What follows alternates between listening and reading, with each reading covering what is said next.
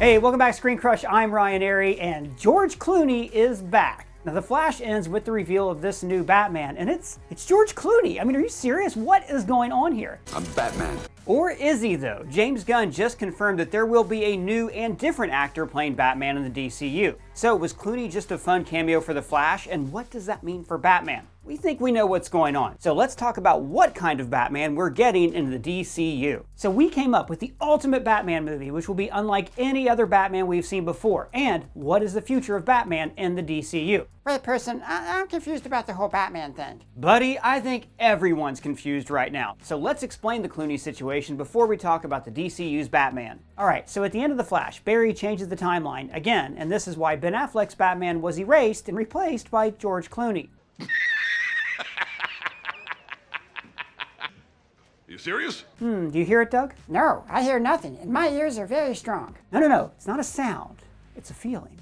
A disturbance in the Speed Force, as if millions of voices just cried out in terror. Why? What happened? George Clooney's Batman, that's what happened. Why is that a bad thing? Well, Clooney is largely considered to be the worst Batman ever, though through no fault of his, if we're being fair. Batman and Robin is a really bad movie, and it's probably one of the worst superhero movies ever made. So I can totally understand if some fans are very unhappy about the decision to bring Clooney back. Now, in Clooney's defense, it's been 26 freaking years. Didn't you apologize to the crowd at Comic-Con for Batman and Robin? I always apologize for Batman. George Clooney is in a totally different place as an actor. Just look at his body of work. I mean, he's one of the best. Plus, 62 looks really good on him. He's 62? Yeah, I wish I looked that good now, let alone when I'm 60. And also, Clooney wasn't the problem in Batman and Robin. The studio clearly wanted a 90s version of Adam West's Batman. So, give Clooney a break. Considering that the whole movie was a giant toy commercial, he did a fine job. Since Gunn has confirmed that Clooney won't be the DCU's Batman, it's nice he got to return for a fun cameo in The Flash. And this cameo is sort of the movie's way to show how badly Barry messed up the timeline. That the consequences of Barry's actions replaced Affleck's Batman with one of the most hated Batmen ever.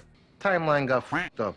In hindsight, the claims that The Flash would be the first movie of the DCU were never clear. James Gunn confirmed that the movie would reboot the DC universe, but everybody was very ambiguous about what it actually means for the future of Flash. Ezra Miller's future is still uncertain. They were really good in this movie, but they also did some seriously bad things in the real world, things that cannot simply be brushed to the side. Ezra Miller will most likely not return as the Flash. And considering the box office numbers and how the movie was received, it's highly unlikely that this version of the Flash will continue. And if that's the case, then it means that Clooney won't be returning as the Batman. Wait, I'm confused. Is he Batman or not? Well, since the multiverse is a thing, Clooney will always be Batman, standing by for a return whenever they need him. I mean, they reanimated the dead in this movie so they can bring back whoever they want, morality be damned. It's disgusting! It's disgusting. You're disgusting! You're heartless! What? It's nuts! I wouldn't discount the possibility of Clooney returning, and we even have some ideas on how that could work. Now, what's interesting is that according to the reports, the ending we got is one of 3 alternate endings that Warner Brothers were planning.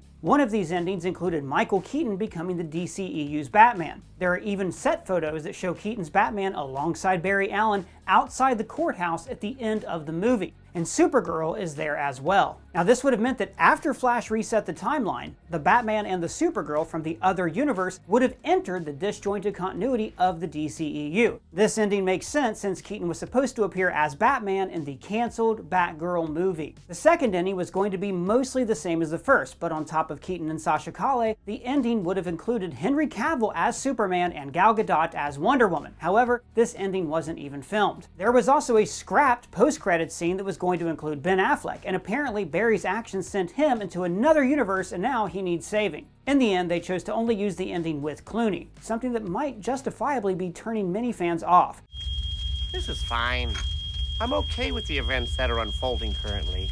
So yeah, it's a big mess. The Flash is a byproduct of countless course corrections and seismic changes at Warner Brothers. Remember how Warner Brothers brought back Henry Cavill for Black Adam only to change their minds 1 week later and reboot the whole DCEU? So I guess it's a miracle that the movie actually wasn't that bad. I mean, personally, I really liked it. So, to make all this easier to understand, the ending of The Flash exists in a separate continuity from the upcoming DCU. A continuity that will be brand new without the baggage of the DCEU or any other previous movies. There will be a completely different actor playing Batman. The introduction of the DCU's Batman is the brave and the bold. Also, be sure to stick to the end when I'm going to give my pitch for what could be the most unique Batman movie ever. Now, could Clooney work as the DCU's Batman? Maybe. Personally, I would prefer a Batman who's not in their 60s. Now that being said, The Flash made Michael Keaton, a 71-year-old, look like $1 billion.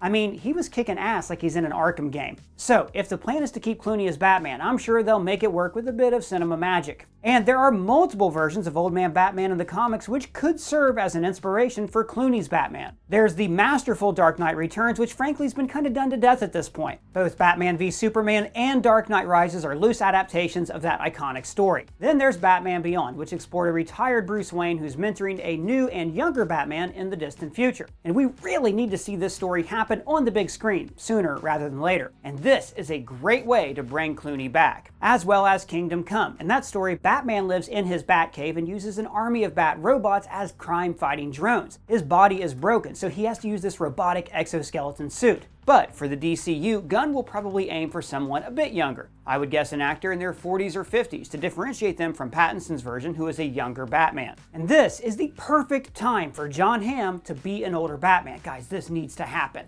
Do it. But I'm leaning toward Michael Fassbender or Ryan Gosling as Batman, or imagine Alexander Skarsgård as Batman. Now that would be killer. And if they want to diversify with Batman, how about this? Oscar Isaac. Now I know he's Moon Knight in the MCU, but he's also the voice of Miguel O'Hara in Spider-Verse, and I think he could bring something very different to the Caped Crusader. Or it could be an unknown actor, kind of like Christian Bale was before Batman Begins. I'm Batman.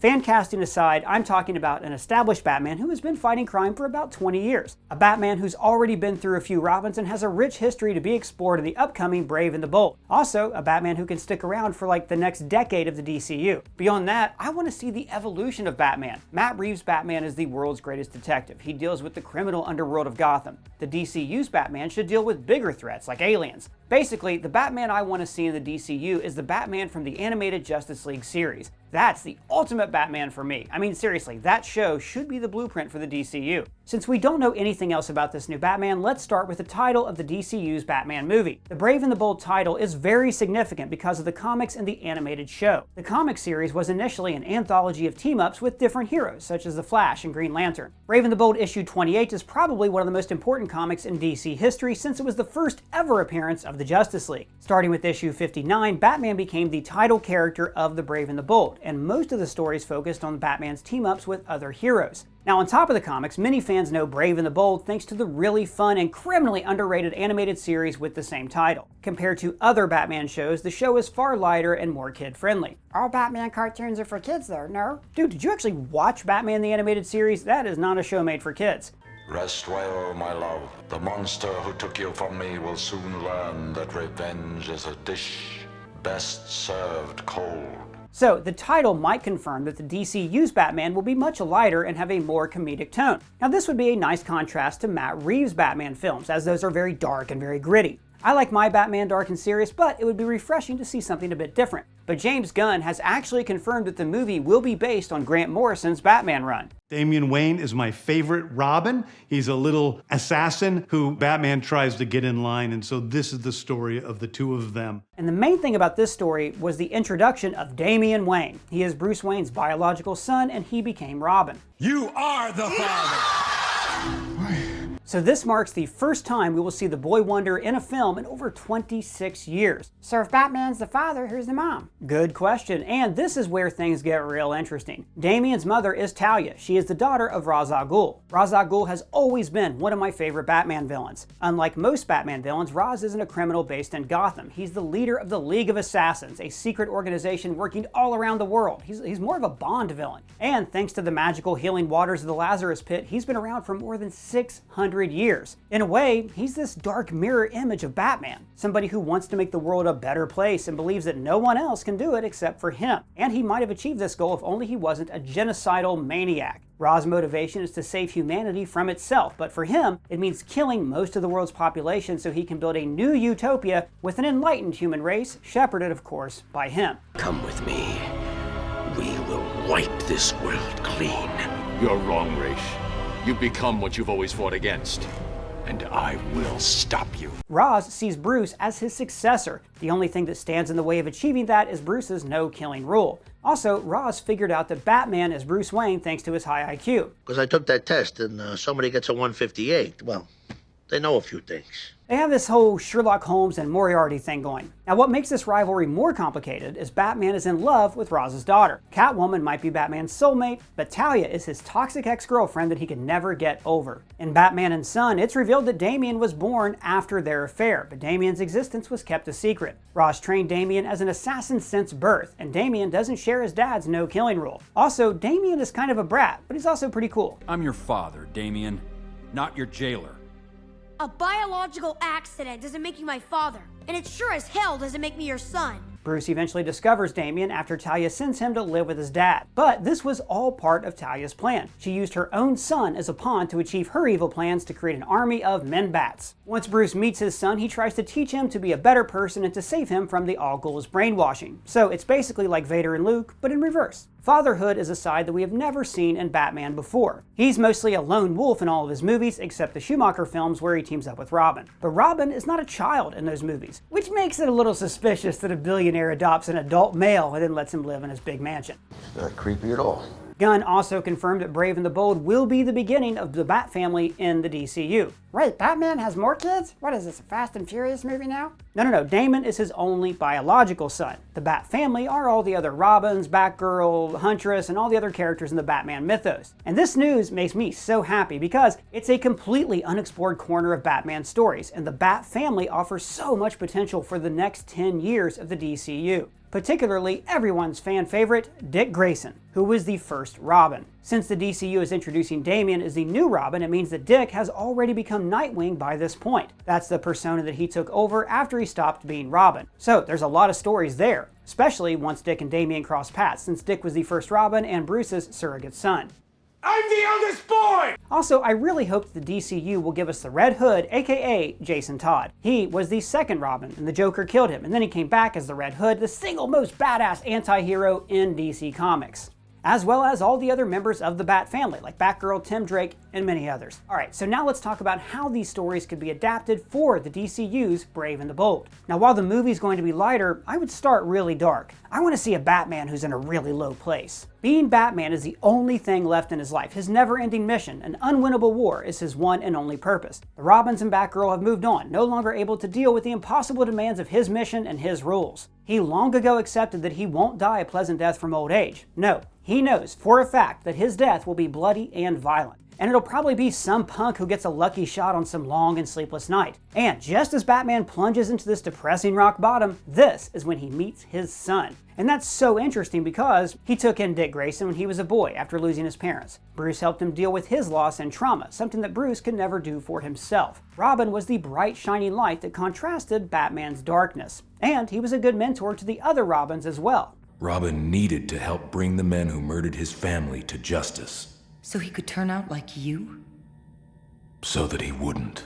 But he also shared his terrible burden with them to become vigilantes, to put their lives in danger, to sacrifice their happiness to wage war on the criminal underworld. And much of it ended with a terrible tragedy because Dick left Bruce after falling out, just like in the animated series. Batgirl was crippled by Batman's worst enemy, the Joker. And that same embodiment of evil then killed Jason Todd. And that blood is on Batman's hands. He refused to cross that line, a thin line that stops Batman from becoming just like the Joker.